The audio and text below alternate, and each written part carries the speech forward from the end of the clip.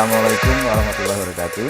Sobat, bertemu lagi kita di Bibir Pak D. Kali ini kita ada di kebun durian, namanya kebun durian Lagun Tani. Iya.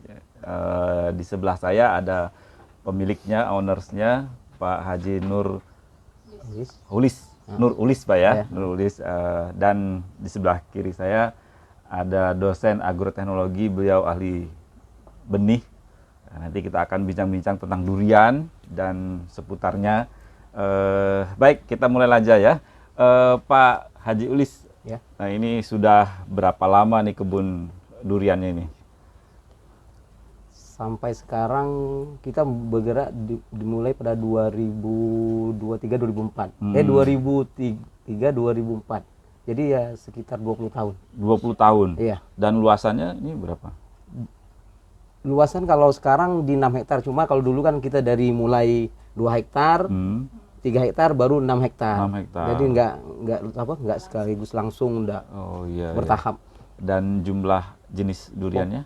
Populasi di kebun sekitar 300 dengan paritas mungkin ada sekitar 40-an lebih paritas. 40? Iya, Luar biasa 40. ya. Kalau yang lokalnya? Itu semua lokal? Semua lokal. Cuman yang udah dilepas sekarang ada 2. Ada 2? Nah, paritas Namblung dan baru-baru ini dilepas Tembaga Super ke Lamonot. Oh. Nah, Kalau yang di depan kita yang ini? di hadapan kita ini yang sebelah ini itu Namblung yang dilepas Namblung. pada tahun 2006 oleh BPTP Petaling, waktu dulu masih di Petaling. Jadi Petaling Namblung 06. Jadi 2006 dilepas. Kalau ini masih paritas lokal belum diapa-apain. Itu namanya Katon Tangkai Panjang.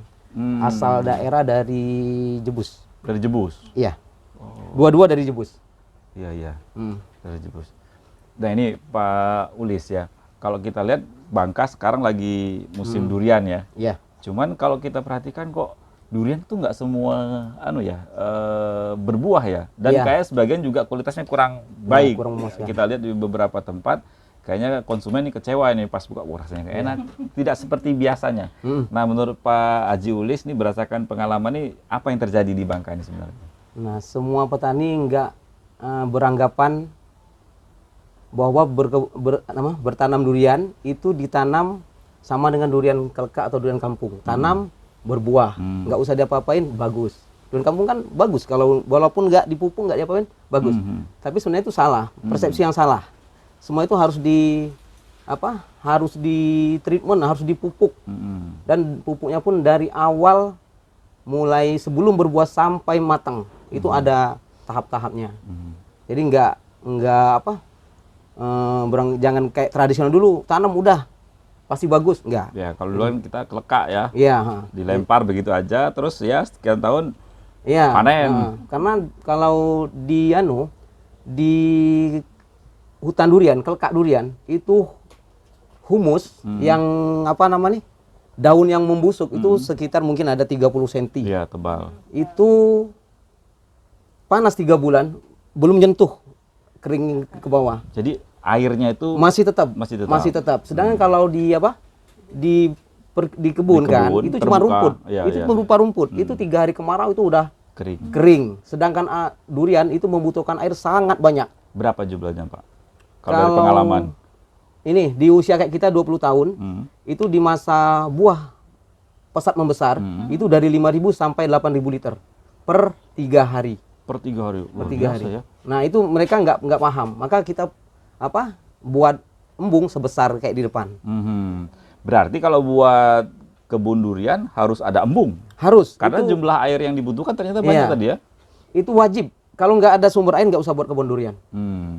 Nggak usah buat kebun sama sekali, nggak usah, daripada ngabis uang. Iya, kalau kita lihat di lapangan memang sering ya di kebun durian tiba-tiba dia meranggas. Iya. Kering. Kalau kita lihat cek hambanya tidak ada. Penyakit pun kayaknya kebingungan kita mau nganalisis itu penyakit gitu ya. Mungkin karena itu ya. Jadi Kalau di Bangka, kalau meranggas ini banyak faktor. Hmm. Bisa kelebihan air, bisa meranggas. Oh. Kekurangan air meranggas, kekurangan nutrisi juga meranggas. Banyak faktor. Jadi kalau sekarang kebun-kebun petani di Bangka kita ketemu 1.000 petani durian, kita sekarang ketemu juga 1.000 mazhab. cara orang Cara menangani durian. Padahal SOP-nya cuma satu, Iya. tapi 1000 petani 1000 mazhab. Jadi sekarang nih kalau kita lihat kebun kita pergi ke satu kebun beda kasta. Jadi beda kebun beda kasta. Beda kasta. Pasti kualitasnya beda-beda. Karena itu 1000 mazhab. Iya. Nggak sama. Ya. Sahabat, kalau kita lihat sebenarnya Pak Haji Yulis ini dikategorikan berhasil menurut saya karena selalu panen selama ini dan kualitas buahnya itu baik ya. Kemarin harga per kilonya berapa tuh Pak Haji Yulis? Kalau nggak salah 400-an ya per Iya, kilonya? sekarang di harga 450. 450 satu kilonya. Sedangkan di Pangkal Pinang yang durian kebun yang asal-asalan kebun itu di harga 150.000. 150. Jadi konsumen sudah berani beli dengan harga yang mahal. Itu artinya kualitas duriannya ini super gitu ya. Oke, Pak Haji Yulis. Selama ini berarti Pak Haji Yulis secara kontinu melakukan pengairan ya? Penyemprotan atau bagaimana? Semua SOP untuk mengenakkan durian, membuahkan durian, nanti terakhir mengenakkan. Itu dari awal kan tadi saya sudah ngomong. Pertama kita pemupukan untuk pembuahan. Terus nanti penyiramannya itu masih terkawal. Enggak harus banyak. Masih terkawal lah, kita butuhnya seberapa air tuh itu di pengalaman. Jadi kalau masih mau keluar kembang, kayak taruh di sini mata ketam, nah itu sedikit itu basah-basah tanah, jangan sampai mata ketamnya kering. Nah terus di usia kembang udah sebesar buah ceri, nah itu udah ditingkatkan 2 kali lipat. Airnya ditingkatkan lagi. Intesis, penyerbukan itu sama sekali dia nggak butuh air. Dan nggak butuh apa-apa, nggak butuh penyemprotan segala macam. Butuhnya kalau di natural kita tuh butuh kemarau itu ya? Iya. Nah itu kalau dapat nggak ada hujan, nggak ada penyiraman. Berapa lama menurut pengalaman? 11 hari. 11 hari. 11 hari itu nggak boleh. Bukan 1 bulan masa kemarau ya? Kan kalau biasanya kita ada di Bangka itu ada sebulan masa kemarau. Ya kalau sebulan masa kemarau itu untuk membungakan dia. Membungakan. Ini masa penyerbukan. Masa penyerbukan nggak boleh ada hujan, nggak boleh ada penyiraman, nggak boleh ada aktivitas apapun. Kalau di masa intesis. Nah, setelah intesis baru penyiraman terkawal lagi. Jadi sedikit dulu. Nanti pas udah sepimpong atau besar sedikit dari pimpong itu udah full. Itu yang saya katakan dari 5.000 kalau pohon kayak kita sampai 8.000 per liter per hari. Jadi dipus langsung. Iya, harus. Tapi itu ada pembukannya. Di dalam itu ada pembukaan, bukan air toh, jangan salah penafsiran. Nutrisinya harus cukup. Nutrisinya harus cukup. Nanti ada poliar, poliar daun segala macam sampai 10 hari mau matang itu stop aktivitas. Kita pengeringan di pemotongan rumput. Itu potong rumput harus dipotong habis biar nanti suasana kering, buah bisa kualitas lebih bagus. Jadi harus paham ya Pak Ulis ya tentang permainan air ini ya. Iya, krusial. Krusial dia. Paling krusial air kalau di durian. Iya, iya. Sebenarnya hampir semua tanaman air lah ya kuncinya. Kuncinya air. Jadi tinggal kita bagaimana jumlah air yang diberikan. Iya, jumlahnya harus tahu. Harus tahu. Jadi gini, durian itu nutrisi yang dibutuhkan dalam ini fase generatif ya. Itu yang paling penting itu kalsium, air, terus pupuk nutrisi. Ini kalsium pupuk juga, tapi dia dibedakan sendiri dia. Kalsium, air, pupuk atau nutrisi. Jadi 3 ini kita kategorikan.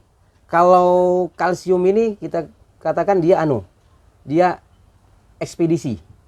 Kita anukan itu ekspedisi. Ibarat ekspedisi. Ini air ini transportasi. Kalau pupuk ini, nutrisi ini itu paket kita. Jadi kalau kita mau ngirim paket, nggak ada ekspedisi mau kirim kemana? Iya. Ya, nggak ada ekspedisi nih mau kirim kemana? Nggak bisa kan? Ada paket, ada ekspedisi, pesawat nggak terbang, nggak ada transportasi, nggak juga. Nggak sampai. Jadi 3 ini harus. Jadi paket ada, ekspedisinya ada, transportasinya jalan, udah klop di atas. Iya. Istilahnya perumpamaan dia. Pak Ulis bisa paham kayak gitu setelah berapa lama? Di angka 17 tahun baru kita ketemu. Baru ketemu. Iya. 17 tahun. Di angka 17 tahun. Jadi Itu pun kita belum sampai ke 95 belum. mungkin baru 90 lah. Iya. Karena kita belum tahu dosis antara keseimbangan kimia sama organik. Ini di pengalaman, karena nggak ada di buku, nggak sama sekali nggak ada. Jadi kimia, organik ini menentukan enak atau enggak itu di situ. Kualitas tuh di organik sama kimia ini harus berimbang. Berimbangnya bukan berarti harus sekilo enggak. Dia berimbangnya pas sesuai kebutuhan dia. Nah, sama kalsium. Kalsium ini ngikut. Jadi saking lamanya menekuni durian akhirnya paham Pak Ulis ya. Oh, ini kayaknya kurang A, kurang B, kurang C itu bisa ya. Nah, ini kita lihat ya. Ya. Nih, ini kita treatment. Yang ini treatment kualitas warna masuk. Nih, warna masuk dan creamy, dia lembut. Teksturnya memang creamy masuk. Aromanya juga nih. Iya, aroma lebih enak. Enak. Nah, dan pun ini di dalam ini. Ini. Nah, ini kan dia mulus. Ini berarti kalsiumnya ini udah benar-benar masuk ya. Cirinya itu ya. Iya. Nah, ini kan ini enggak di treatment. Ini isi terbakar.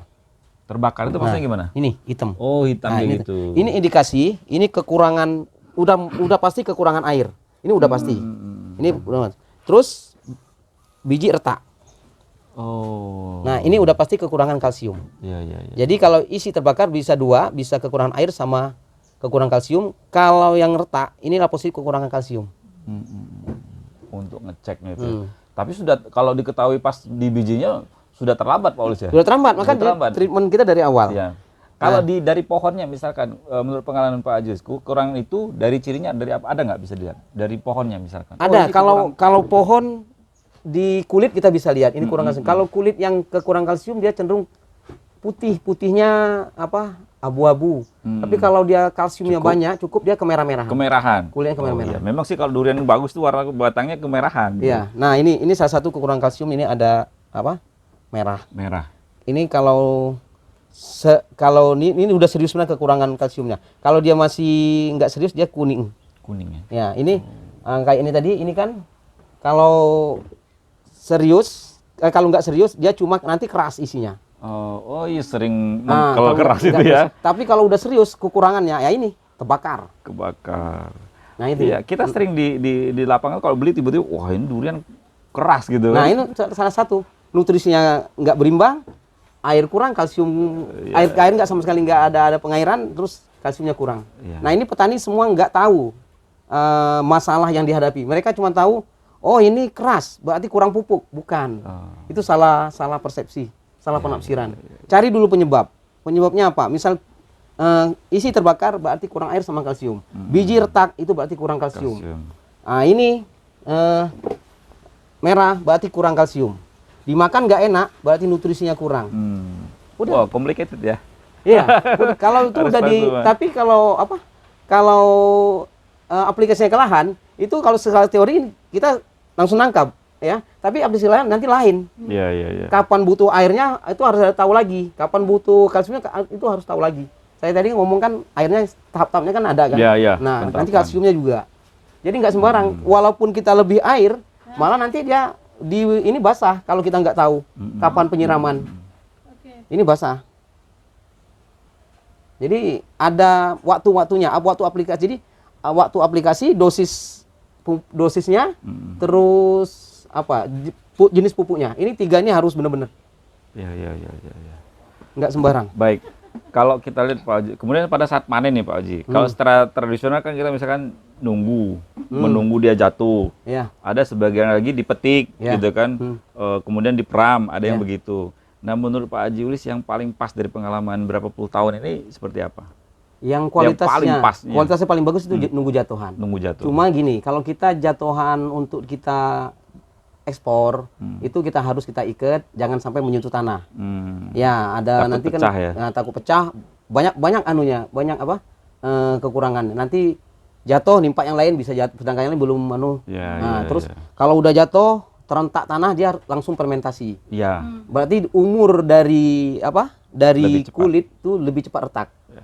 Karena dia pecah, respirasinya meningkat, dia akan cepat cepat. senescence. Jadi kalau kita mau nanti indikasinya ke ekspor, itu harus diikat, jangan menyulut tanah.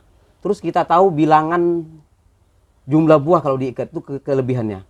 Jadi kalau kita ikat satu-satu, kita hitung talinya. Sudah tahu ini berapa udah, jumlahnya. ini jumlah buahnya satu pohon ini sekian. Potensi panennya udah Iya, tahu. itu bisa kita deteksi kecolongan, pencurian kan. Nah, Ya. banyak keuntungannya kalau diikat. Tapi untuk sementara kita kan panennya nggak banyak, kita lepas. Kalau ngikat ya, kalau pohon durian kan besar Pak Julius. Berarti kan pada saat awal budidaya itu ada beberapa hal harus perhatikan ya, seperti memangkasnya. Iya. Kalau strategi mangkasnya gimana biar nggak terlalu? Itu pengawalan ketinggian pohon sebenarnya. Iya, itu memang harus dari awal. Jadi kalau pengawalan secara alami itu bisa, nggak usah kita potong bisa. Tapi jaraknya minimal di angka 15 meter per pohon. Dia lambat sekali tinggi. Kalau cahaya matahari full itu lambat sekali tinggi. Itu mungkin di angka 30 tahun dia mungkin baru sekitar 8 meter, 12 meter lah baru. Kalau di pemangkasan yang biasanya kalau kita secara teknis kita pangkas bisa. Umur kita lihat ketinggian udah pas, itu dipangkas saja pohon atas. Langsung aja. Langsung aja dipangkas atas. Kalau biasanya kan ada, kalau tanaman buah pada umumnya kan mangkasnya itu kita lihat satu, kemudian dipangkas dia cabang 3, cabang 3 lagi seperti itu. Kalau ini enggak ya? Enggak usah. Kalau durian enggak usah. Durian kalau udah ditanam di lahan, cahaya matahari penuh, itu otomatis dia akan dan lihat karakter pohon juga, jenis-jenis pohon. Dan pada saat menentukan jarak tanamnya itu, apakah varietasnya itu sama atau berbeda jarak tanamnya? Hampir sama sih sebenarnya, cuman ada juga yang misal bisa dekat, ada kayak jenis kita yang lokal namanya bujang kuning atau tupai cong, itu bisa dekat. Dia lebih kecil. Iya, dia lebih pendek anunya. Tapi kalau di tembaga super itu harus jauh. Harus jauh ya, karena rentangnya namblung sedang. Iya, tapi kalau mau kita kawal dari awal ya di angka 15 lebih bagus. Ya, 12 paling dekat. Paling dekat 12. 12 paling dekat. Itu kita nggak usah mangkas-mangkas, dia bisa terbentuk sendiri. Yang penting waktu dari 1 tahun mulai 1 tahun kita harus pruning. Di dalam pruning dulu, dibentuk lah. Cabang-cabangnya dibentuk. Dan detail menangani hasilnya luar biasa ya jadinya. Bagus. Dan pun bukan, kalau kualitas buah juga gini, pruning buah juga harus bukan pruning buah ya, seleksi buah. Mengontrol jumlah buah. Iya, mengontrol jumlah buah tuh harus. Jadi setiap pohon tuh jumlah buah tuh harus ditentukan berapa besar pokok. Kalau yang Pak Haji Ulis ini berapa tingginya? Rata-rata udah di 30 meter. 30 meter. Iya. Nah, untuk yang sebesar itu berapa jumlah buah yang dikontrol di Pak Haji? Kita di umur 20 di 150. 150. Kalau lebih besar dari itu berarti dia akan kecil gitu ya. Kualitas, besar kecil bukan masalah. Di kualitas. Di kualitas. Kualitas itu maksudnya dari aromanya, semua, warnanya, dari rasa segala macam, itu kualitas. Jadi pohon yang kita sortirnya berdasarkan besar pohon dan berdasarkan dahan yang dihinggapi yang ditumbuhi bunga tadi. Jadi kalau sebesar ini cuma 1 bolehnya. Ya, sebesar paha itu bisa 4. Jadi kalau sebesar ini ada 5, ibarat pipa untuk penyiraman air, sprinkle, 1,5 in, kita kasih 8 sprinkle, pasti muternya kecil. Tapi kalau kita taruh 3, langsung. Jadi kalau dahan gini kan 1 dia. 1, kita taruh 5 pasti nggak beres. 5-5-nya nggak beres, nanti bukan misal 4 hilang, 1 beres. Enggak, 5-5 jadi nggak beres. Jadi wajar ya kualitasnya bagus tuh jadinya. Iya. Karena cukup gitu ya. Luar biasa, detail. Ini sobat, jadi kegiatan budidaya harus dilakukan dengan seksama, dengan baik untuk mendapatkan kualitas yang baik. Jadi yang kita kejar bukan sekedar hanya produktivitasnya saja, tetapi kualitasnya juga perlu kita perhatikan. Nah, dalam hal ini Pak Haji Ulis produksi bibit sendiri? Iya, kita produksi bibit sendiri. Untuk kaidah bibit itu misalkan harus sertifikasi dan lain itu memang ada prosedur itu? Iya, ada prosedurnya. Ada prosedurnya. Ya.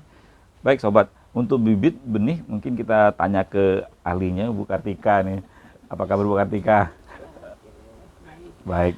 Nah, ini Bu Kartika, berkaitan bibit benih ini memang harus ada standarnya ya? Iya, betul.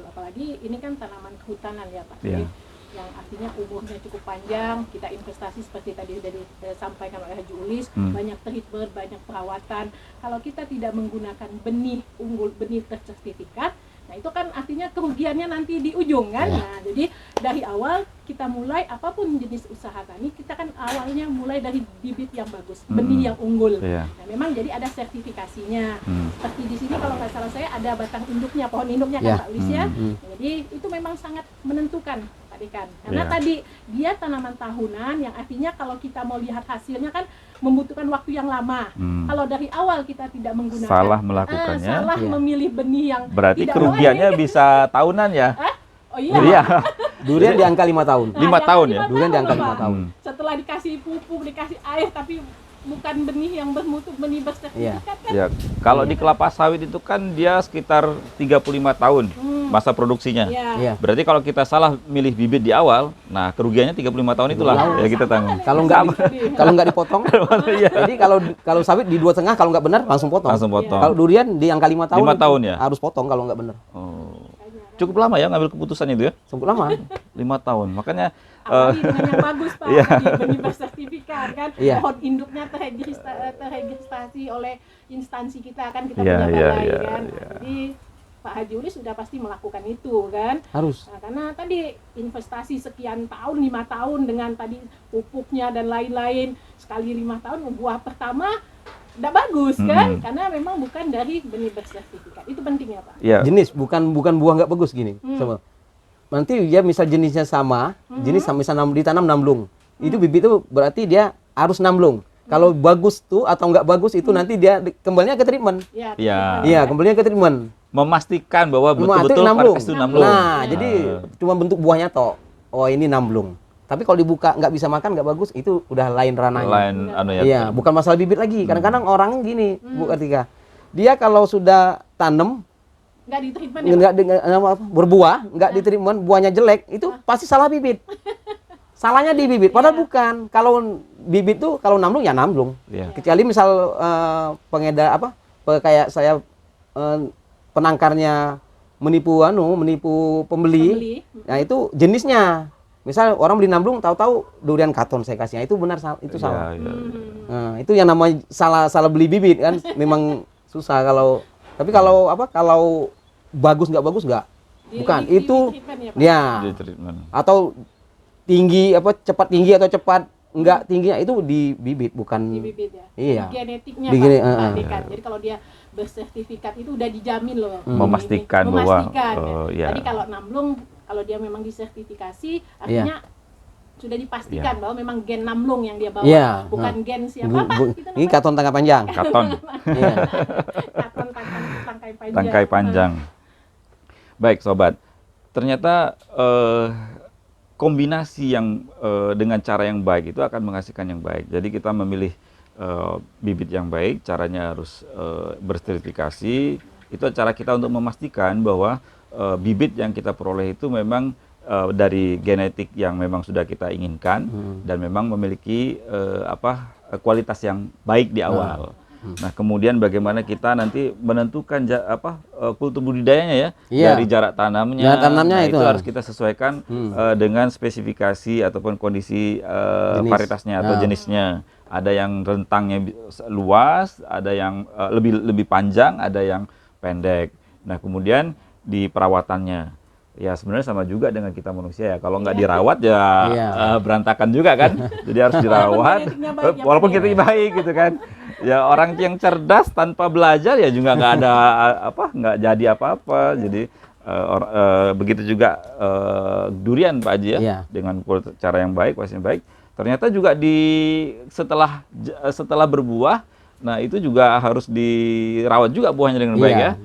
Diatur jumlahnya agar kualitasnya yang baik, dan ketika dipanen, nah itu juga ada treatment tersendiri. Iya. Ketika sudah jadi susah payah nih sekian tahun gitu, Iya. pas panen jatuh pecah gitu. Ini contohnya Pak, coba di ini. Wah ini nanti Tunjukkan benar kita nih. coba ya. Tanda-tanda ini Iya. loh Pak. Ada Ya, yang merah, jadi yang ternyata tidak iya, ini kekurangan kalsium tadi ya. Iya, Pak Haji, kalsium, ya, kurang kalsium ada, itu bisa, dilihat itu di bisa- sini ada, betul. bisa Sobat, merah. ini ada kemerahan. Ya, ini. terus, dan kemudian bijinya tadi ya, Nah, itu. biji yang pecah ini adalah tanda-tanda. Ya, Retak, tanda-tanda dia retak gitu, seperti Retak. ini. Ya, aromanya sih bagus ya, tapi teksturnya memang lebih keras ya, karena jadi kekurangan kurang- tadi kurang- kurang mantap. air sama Beda dengan yang wah ini memang mantap, sobat. Aromanya oke. Dan pun kalau kekurangan kalsium Pak, dia biasanya yang parah bener dia di buntut ini ada tampuk hitam. Oh, Dia cirinya rentak. tuh. Nah itu tuh sudah pasti kalau dari fisik luar itu benar-benar kekurangan kalsium. Tampuknya Oke. hitam, Baik. mudah pecah. Pak Haji, ini kalau dalam satu periode penanaman dengan sekian luas ini, kalau boleh tahu nih Pak Haji, Iya. dapat berapa juta nih? Ya gini, saya dari awal dulu. Kalau kita kan ketemu apa? Ketemu treatmentnya ini di 17 tahun baru mulai ketemu. Baru tahu. Iya. Jadi sebelum 17 tahun, dia dari angka mulai berbuah dari 8 tahun sampai ke 17 tahun tadi, itu buahnya luar biasa banyak, tapi paling dapatnya 10 sampai 20% keuntungan cuma. Sedikit sekali, karena banyak buah yang gagal. Ya karena belum tahu ya. Nah, setelah 17 tahun ke atas, kemaraunya nggak ada. Oh, Kemarau nggak ada. jadi kendala lagi tuh. Kendala lagi, kemarau nggak ada buah. Nggak ada buah. Jadi kita nggak bisa kalau kita hitung pendapatan berapa. Tapi kalau dia misal ada kemarau, berbuah kita nggak usah nggak usah muluk-muluk lah. Di sini kan ada 300. Yang berbuah cukup ada 100 pohon. Kalau dia di 150 biji itu udah berapa? 15.000. Ya, di 15.000 itu kalau yang kita jual nggak usah banyak-banyak, di 10.000 aja yang kualitasnya A. Nah, kali 200 saja udah 2M. Nah, itu Saya kaget loh dengarnya. di atas kertas gitu. Iya, iya. Nah, tapi kalau selama ini kenyataannya? karena gini belum nggak ada panen, nggak ada kemarau, ya kita nggak panen. Nggak ada panen. Jadi keuntungan yang kemarin ya nutup yang sekarang udah tahun keempat nggak panen. Jadi durian ini kalau kita tahu treatmentnya, tahu semuanya, berbuah banyak, itu 1 kali panen bisa mengcover itu 7 kali nggak panen. Dengan treatment tuh Pak De. Iya, Dengan itu treatment. kalau treatmentnya benar. Jadi semua itu tergantung di pekebunnya atau manusianya. Semua bukan karena yang lain. Jadi pohon durian juga sakit itu karena manusia juga. Jadi semua itu karena manusianya. Jadi gini, manusia ini kalau dikeluarkan dari dunia dari kebun, dari bumi, pasti nggak kiamat. Tapi kalau binatang dikeluarkan dari bumi, pasti bumi kiamat. Karena perusak benar tuh manusia kita sendiri kan. Jadi semua ini tergantung manusia yang enak atau enggak tuh tergantung pekebunnya. Baik, Pak Julis, ini kalau ada yang mau belajar ke Pak Julis ke sini diterima ya? Siap, kita siap. Kita kan P4S. Itu siap Jadi dia ini kayak Institut Duren ya? Iya. Institut Duren. Jadi sobat kalau berminat belajar juga ternyata Pak Julis bersedia berbagi ilmu. Tentunya hari ini dengan kita Biber ini juga merupakan bagian dari Pak Julis ingin sharing keilmuan. Dan kalau kita lihat memang kalau dari kacamata saya Pak Ulis ya, Bangka Barat ini kalau di Bangka duriannya lebih Iya, terkenal. tapi ada juga ada tempat-tempatnya. Ada tempat-tempatnya ya. Ya, jadi gini, saya kembalikan lagi. Kenapa di Bangka Barat durian agak bagus-bagus ya? Contohnya dari Pusuk, Pelangas, terus Daerah Jebus sana ya, juga. Pari 3 Jebus. Kenapa ini lebih bagus kualitasnya? Karena curah hujannya tinggi. Oh ya ya. Nah, itulah. Ya. Nah, ini salah satu karena durian butuh air, karena curahnya tinggi. Udah nggak pusing lagi. Berarti kalau yang daerahnya nggak banyak hujan, Nah, harus ada pengairan. ada pengairan. Ya seperti sobat ini di depan saya ini ada embung. Jadi embung ini luasannya berapa ya?